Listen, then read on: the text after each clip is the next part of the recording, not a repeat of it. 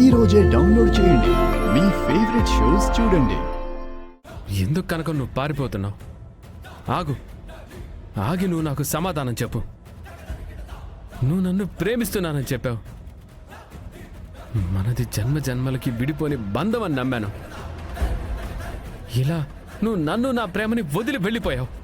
కనకం ఆగు, ఎందుకు నన్ను మోసం? సారీ అండి, నాకు కనకం అనుకున్నాను.